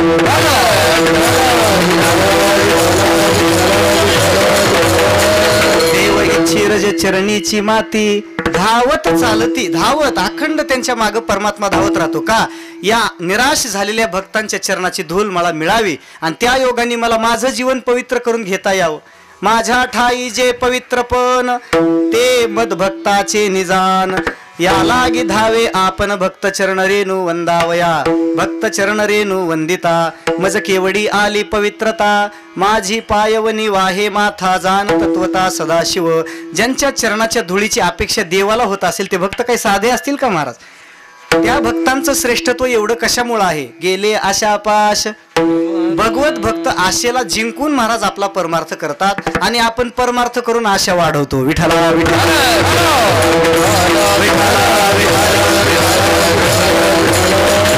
अभंगाच्या पहिल्या चरणात तुकोबारांनी 2 लक्षणांचा विचार केलेला आहे. पुन्हा अभंगाच्या दुसऱ्या चरणात काही लक्षणांचा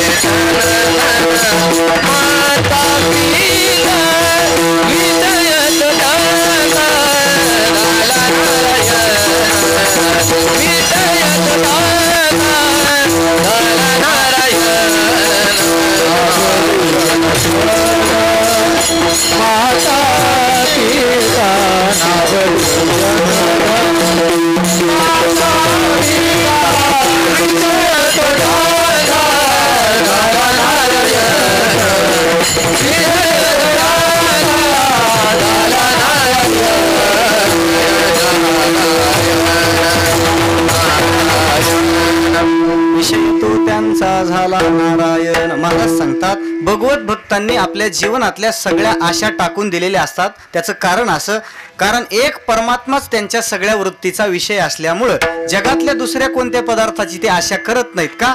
हृदयाच्या सगळ्या वृत्ती त्यांनी देवाकडे जोडलेल्या आहेत. अंतःकरणाचा वृत्ती प्रवाह सगळाच्या सगळा परमात्म्याकडे त्यांनी वळवलेला असल्यामुळं त्यांचं अंतःकरण देव सोडून दुसरीकडे कुठे धावत नाही. विषय तो त्यांचा झाला नारायण. नावडे जनधन माता पिता.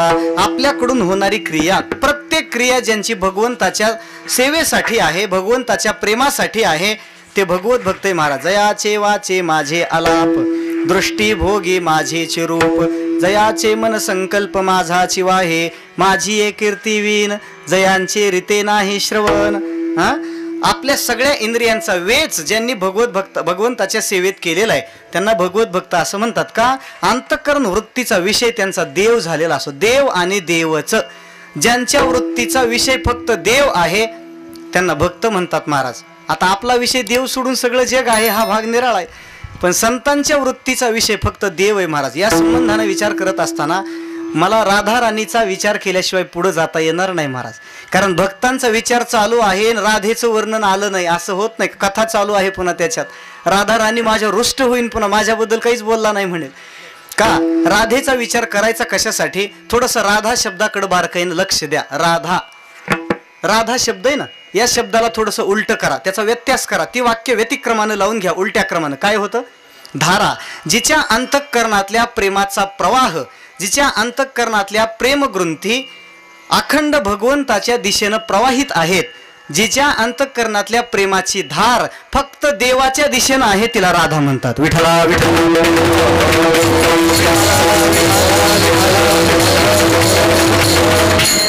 राधा आणि ललिता त्या दोघी जणी एकदा अशा संवाद करत बसलेल्या होत्या आणि मग त्या राधा राणीनं त्या ललितेला सांगितलं, ललिते एक काम कर बरं, जा बरं त्या कृष्णाला, त्या काळ्याला जरा माझा निरोप देऊन ये. अरे किती दिवस झाले, एवढ्या दिवसापासून त्यानं मला विरहाच्या वेदनेत ठेवलेलं आहे.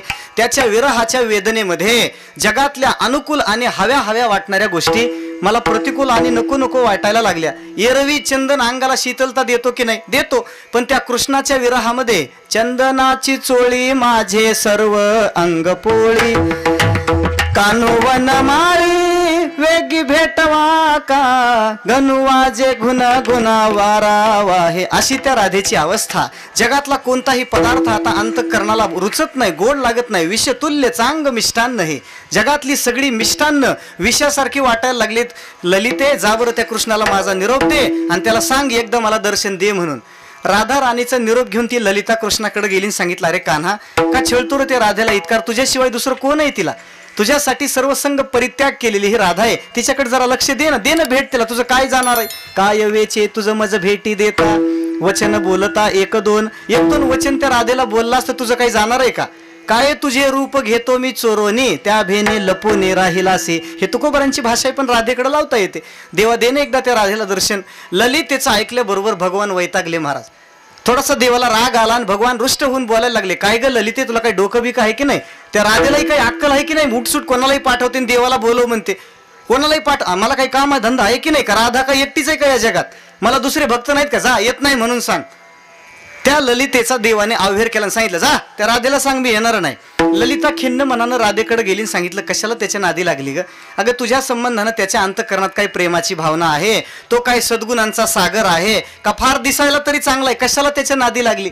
मग त्या ललितेच्या व्याख्यानावर राधा बोलायला लागली, हे बघ ललिते, तो भगवान परमात्मा कुरूप असू दे नाही तर सुंदरांचा शिरोमणी असू दे, तो भगवान परमात्मा माझ्या संबंधानं द्वेषाची भावना धरणारा असू दे किंवा करुणेचा सागर असू दे, त्या देवाकडे अनंत गुणाची खान असू दे किंवा त्या गुणाकडे एकही चांगला गुण नसू दे, पण या राधेच्या अंतःकरणाला त्या कृष्णाशिवाय दुसरी गती माहिती नाही. विठला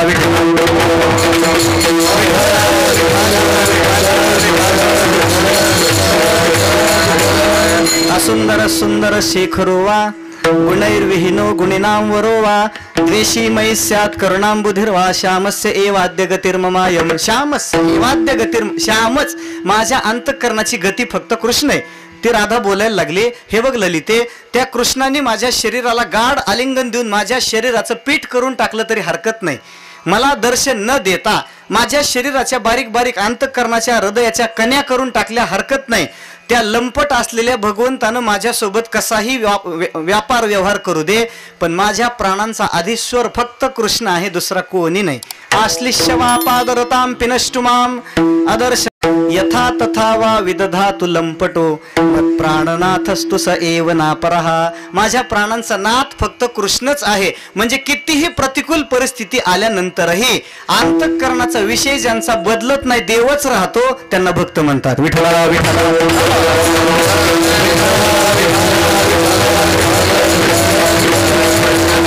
असा भगवत भक्त आपल्या सगळ्या इंद्रियांना देवाकडे लावतो महाराज. इंद्रियांना सगळ्या आपल्या तो भक्त आज्ञा करतो. जिव्हे कीर्तय केशवम मुररिपो चेतो भज श्रीधरम, पाणिद्वंद्व समर्चय अच्युत कथा श्रोत्रद्वयम त्वं शृणु, कृष्णम लोकय लोचनद्वय हरेर्गच्छांग्रि युग्ममालयम, जिग्रघ्रान मुकुंद पाद तुलसीम मूर्धन्य माधोक्षजम. तो भगवत भक्त आपल्या अंतःकरणाला सगळ्या इंद्रियाला सांगतो, माझं थोडंसं ऐका. जिव्हे कीर्तय केशवम, जिभे अरे सदा सर्व काळ लोकांच्या संबंधानं उचापत्या करत राहते, याच्याबद्दल बोल त्याच्याबद्दल बोल, हे करण्यापेक्षा देवाचं कीर्तन करणं. जिव्हे कीर्तय केशवम मुररिपो चेतो भज श्रीधरम, हे माझ्या चित्ता अरे परमात्म्याचं चिंतन करणं, त्याचं भजन करणं. पाणी द्वंद्व समर्चे अच्युत, माझ्या दोन्ही हातांनो तुम्ही भगवंताची पूजा करा ना.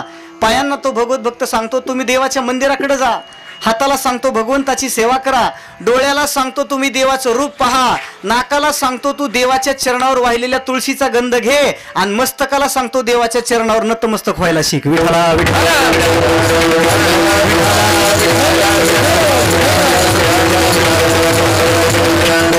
या श्लोकाचा अनुवाद तुकोबारांनी एका अभंगात केलेला आहे महाराज.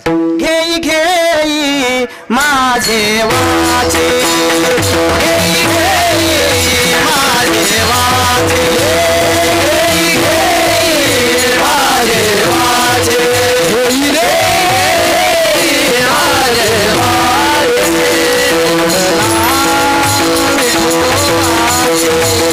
सोडला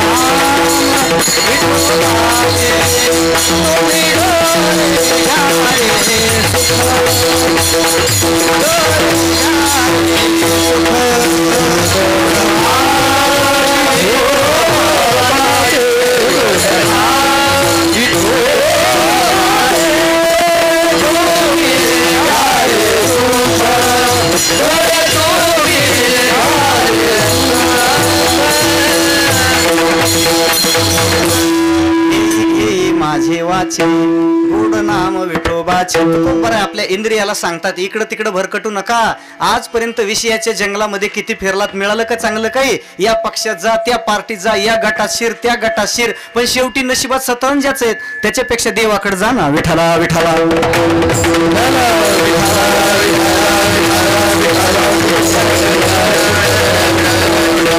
सवय म्हणा कृष्ण पदारविंदयो हो वचांसी वैकुंठ गुणानुवर्णने.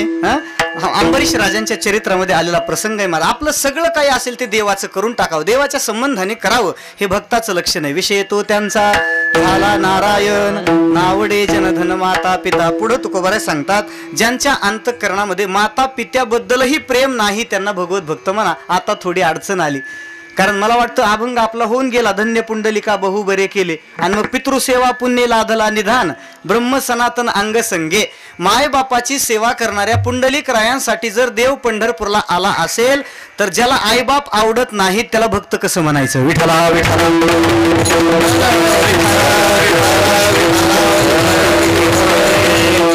शंका. नावडे जनधन माता, ज्यांना मायबाप आवडत नाहीत त्यांना भक्त म्हणा. आता बऱ्याच भजन्यांना आवडत नाहीत, त्यांना हे लावावं लागेल. बरेच भजनी असे आहेत महाराज, आमचे इतके चांगले भजनी आहेत, सगळा महाराष्ट्राचा आदर करतात, पण घरी मायबापाला किंमत नाही. तरी घरी माता पितरा धड बोली नाही संसारा, येर विश्वभरी आदरा मूर्ख जैसा. मी एवढं कठोर बोलत नाही, ज्ञानोबरांची भाषा आहे. मायबापांची घरी व्यवस्था नाही, सगळ्या लोकांची किंमत करत फिरतो, मूर्ख जैसा. हे चालत नाही महाराज. असं मी बरीच म्हणलो बरं का, सगळी म्हटलो नाही, एखादा मारायचं कीर्तन झालं तसं नाही, पण बरीचशी अशी आहेत मायबापांची उपेक्षा करू नये महाराज. आई बापांची सेवा करून जर पुंडलिक रायावर देव प्रसन्न झाला असेल, नावडे जनधन माता पिता, याचा अर्थ काय करायचं? त्याचं उत्तर असं, परमार्थाच्या साधनेला विघ्न करणारे मायबाप असतील तर ते आवडत नाहीत, असा त्याचा अर्थ आहे. परमार्थ साधनेला अंतराय घडवणारे, देवाशी अंतराय करणारे, देवाकडे जाताना अडथळा निर्माण करणारे मायबाप असतील तर ते आवडत नाहीत. पहा, आणि तशी उदाहरणं आहेत आपल्याकडं. प्रल्हाद जनक बिभीषणे बंधू, प्रल्हाद जनक बिभीषणे बंधू, राजमाता निंदू भरते केली,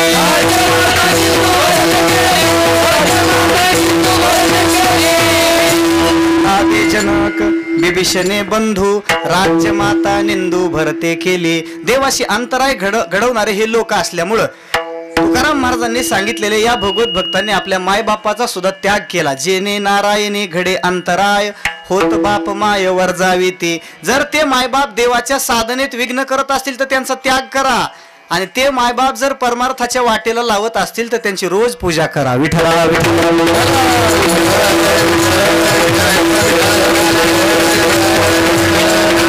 आवडीचा विषय असा असतो महाराज, एकदा एका विषयाची आवड हृदयात स्थिर झाली की माणसाला दुसरं काही आवडत नाही महाराज.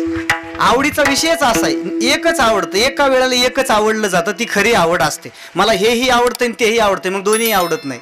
राखा चाहे प्रेम रस चाखा चाहे मान, एक म्यान में दो खड्ग न देखे सुने न सुने कान.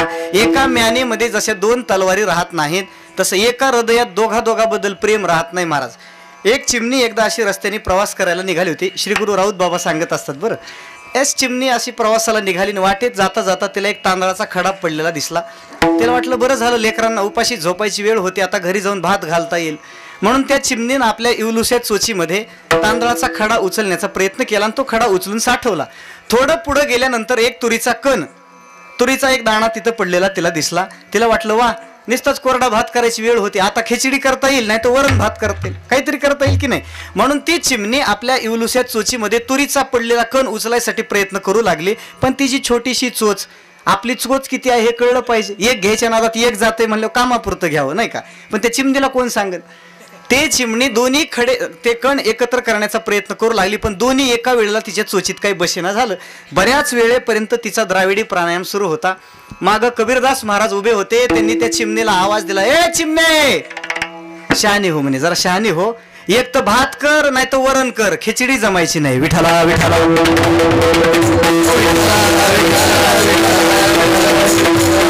हे मी भात वरण कसं करतात हे सांगण्यासाठी सांगितलं नाही बरं. म्हणजे अंतःकरणातली आवड एका वेळी एकाच विषयाची असावी लागते. प्रपंच परमार्थ संपादिन दोन्ही एकही निदाने नव्हे त्यासे. देवाविषयी पराकोटीचं प्रेम निर्माण झालं की जगाच्या विषयी त्याला अनास्था होतेच होते. महाराज बाळ क्रीडेमध्ये असं एक प्रमाण आहे. तुकोबाराय सांगतात ज्यांच्या चित्तामध्ये परमात्मा राहतो त्यांना आपले मायबाप सुद्धा आवडत नाहीत. पुन्हा जितका देव आवडतो तितकं कोणीच आवडत नाही. बैसला से हरी जयाची चित्ती तया नावडती माय बापे नावडे जनधन माता पिता. या भगवत भक्तांना देवा इतकं जगातलं दुसरं काहीही आवडत नाही. ज्यांच्या अंतःकरण वृत्तीचा विषय सर्वतोपरी देव झालेला आहे, जे आपल्या देहाविषयी उदास आहेत आणि पाशात्मक आशा ज्यांनी टाकून दिलेले आहेत. भक्त ऐसे जाना. मग अशा भगवत भक्तांच्या संबंधानं जर जीवनात काही संकट प्राप्त झालं तर बरं धन आवडत नाही, जन आवडत नाही हे सांगायचं राहून गेलं. त्याच्यात पुन्हा जनाबद्दल प्रीती नाही, धनाबद्दल प्रेम नाही, मग संकट काळाला काय त्याला काय म्हणतात बरं? आपत्ती व्यवस्थापन निधी असा एक शब्द आहे. पहा असं एक असतं, करावं लागतं ते. काही जर समजा आपत्ती आली तर त्याच्यातून निवारण होण्याकरता अगोदर तरतूद करून ठेवावी लागते. मग संकट समयाला काय देहावर प्रेम नाही, पैसा आवडत नाही, मायबापाबद्दल प्रेम नाही, मग संकटात काय?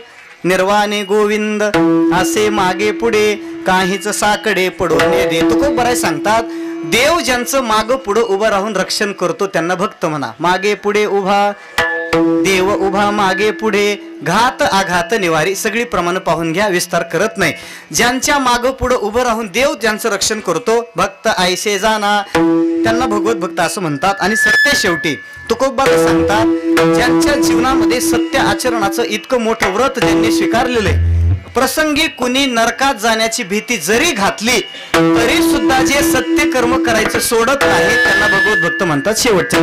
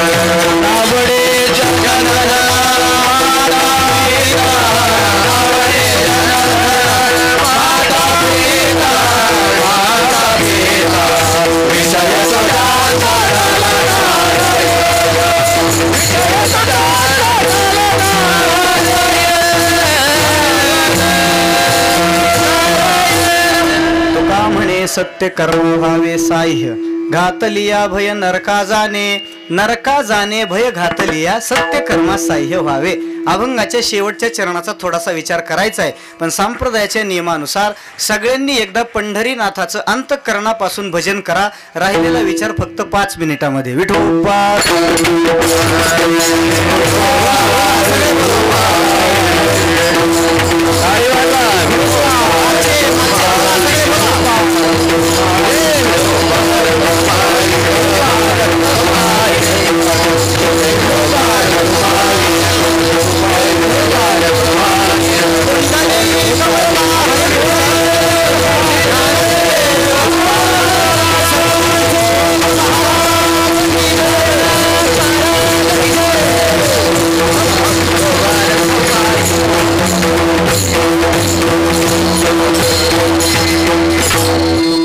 सत्य कर्मा व्हावे साह्य घातलिया भय नरका जाणे. बऱ्याच वेळेला या अभंगाचा विचार करत असताना शेवटचं चरण हे उपदेशपर लावतात महाराज काही काही मंडळी. की माणसाने सत्य कर्माला सहकार्य केलं पाहिजे, नाही तर माणसाला नरकात जावं लागतं असा अर्थ बऱ्याच वेळा केला जातो. पण अभंग भक्तांच्या लक्षणांचा विचार करणार आहे. 3 चरणात भक्ताचं लक्षण सांगायचं, 4थ्या चरणात उपदेश करायचा. म्हणजे सुरुवात एकीकडं शेवट एकीकडं. असं तुकोबाराय करतील का? त्याच्यासाठी आपला अवतार आहे कीर्तनकारांचा. पण तुकोबाराय असं करतील का? उपक्रम उपसंहाराची एक वाक्यता असली पाहिजे. जर अभंग भक्तांचा विचार करणार आहे तर शेवटच्या चरणात सुद्धा भक्ताचं लक्षणच आहे, फक्त ते लावून घेता आलं पाहिजे. नरका जाणे भय घातलिया सत्यकर्मा साह्य व्हावे. प्रसंगी कोणी नरकाला जाण्याची भीती जरी घातली, तू हे सत्यकर्म करू नको, अन्यथा तुला नरकात जावं लागेल, अशी कोणी भीती घातली तरी सुद्धा जी आपल्या जीवनातली सत्यनिष्ठा, सत्य आचरण, सत्याचा मार्ग सोडत नाहीत त्यांना हरिभक्त म्हणतात. श्रीमद भागवतामध्ये बळीराजाचं चरित्र पहा. बलीचं चरित्र या संबंधानं आपल्याला पाहण्यासारखं आहे. स्वर्गाची गादी प्राप्त करण्याकरता एका यज्ञाचं पुण्य कमी असलेला हा बळीराजा, महाराजांच्या मुखातून आपण कदाचित ऐकलं असेल, 2 वाक्यात सांगून थांबतो.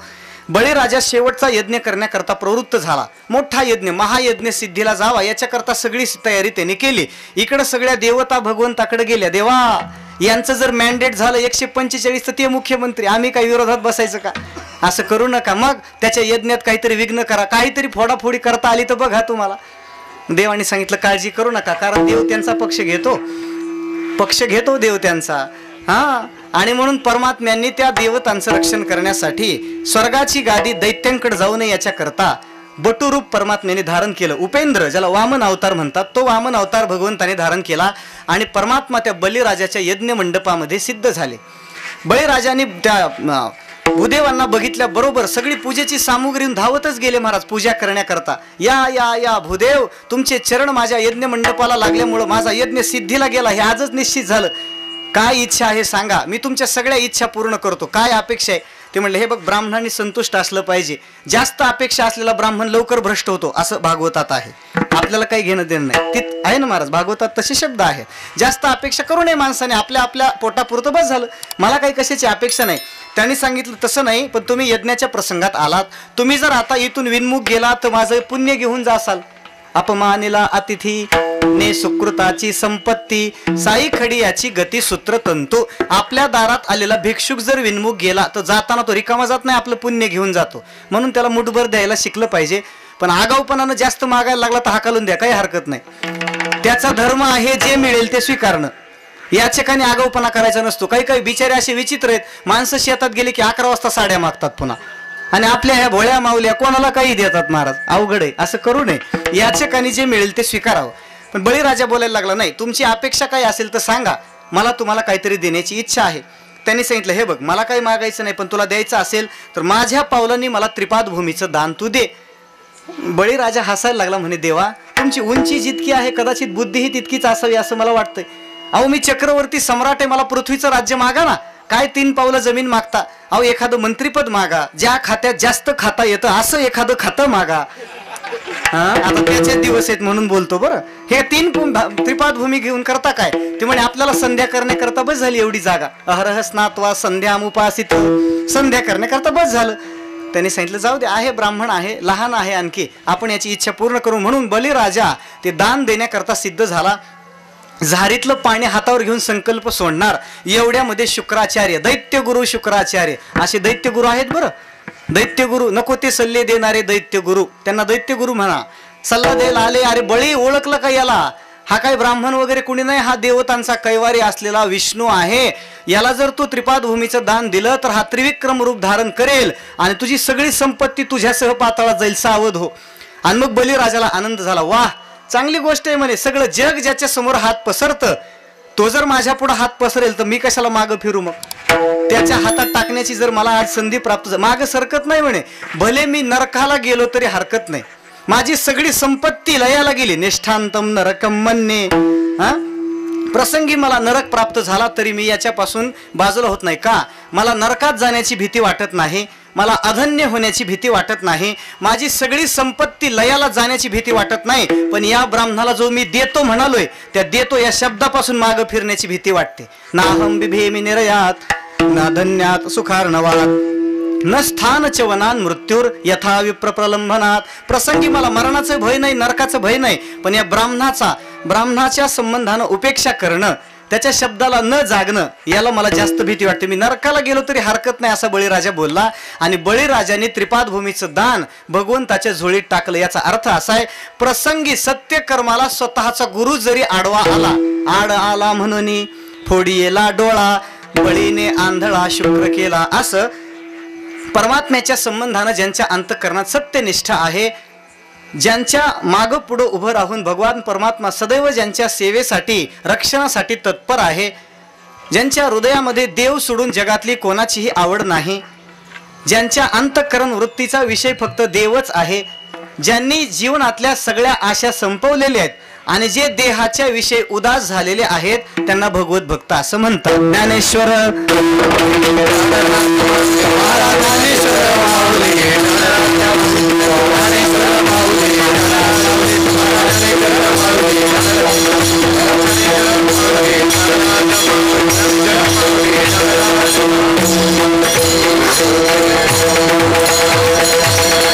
भक्त ऐसे जाणा जे देही उदास, गेले अशा पाश निवारोनी, विषय तो त्यांचा झाला नारायण, नावडे जनधन माता पिता, यथामती यथा अवकाश.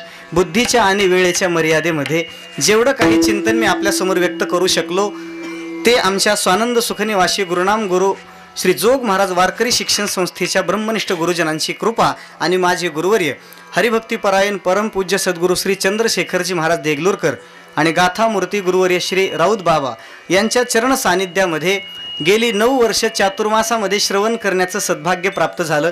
आदरणीय भागवताचार्य विकास महाराजही 2 वर्षापासून चातुर्मासला आहेत. गुरुचरणांच्या जवळ बसून जे काही तोडकं मोडकं ज्ञान ग्रहण करता आलं ते आपल्यासमोर मांडण्याचा प्रयत्न केला. आज या ठिकाणी आदरणीय हरिभक्तीपरायण आकाश महाराजांच्या माध्यमातून ही सेवा माझ्याकडे प्राप्त झाली. सेवा करण्याकरता सगळेच माझे प्राणप्रिय जीवलग मंडळी, 2-3 माऊली आहेत, त्याच्यामध्ये माझे नावकरी आहेत, जालन्याचे महाराज आहेत, वाजवणारे आमचे नामदेव महाराज असतील, आपणही सगळे ऐकणारे ग्राहिक श्रोते, भक्तिमती माता मंडळी असतील, आमचे सिस्टीमवाले सगळे, इथं अन्नदान करणारे सगळेजण, सामान्यातली सामान्य सेवा करणारा प्रत्येक भाविक आपल्या सगळ्यांच्या चरणावरती विनम्र बुद्धीनं, विनम्र अंतःकरणानं, श्रद्धायुक्त अंतःकरणाने नमस्कार करतो आणि माझा लांबच चाललेला वाक विस्तार याच ठिकाणी सीमित करतो. ज्ञानदेव तुकाराम, ज्ञानदेव तुकाराम,